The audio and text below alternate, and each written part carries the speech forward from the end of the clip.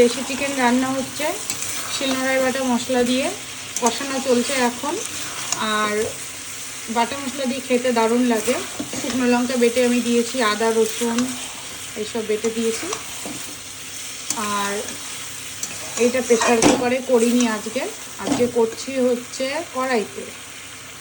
তো দেখো কালারটা কত সুন্দর এসছে। চিকেনের ছালটা ফেলে দিয়েছি কারণ অনেক পশম ছিল, তার জন্য ফেলে দেওয়া হয়েছে। আমার বড়ই ধুয়ে দিয়েছে চিকেনটা।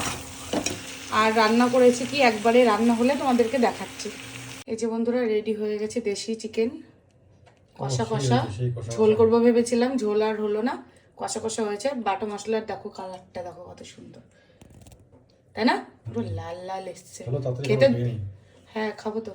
দেশি চিকেন তো হয়েছে, আর তার সাথে করেছি এই দেখো, বলছিলাম যে শীষ চচ্চড়ি করব, তো শীষ চচ্চড়ি করেছি। এই ঘ্যাট বড়ি দিয়ে করেছি। তো এই যে এই হলো রান্না। আর কড়াইতে রেখে দিয়েছি আমি মাংসটা, গরম থাকবে। দেখো কত সুন্দর এসছে, কাছ থেকে দেখাই। সব কিছুই ঠিকঠাক আছে, তাই না?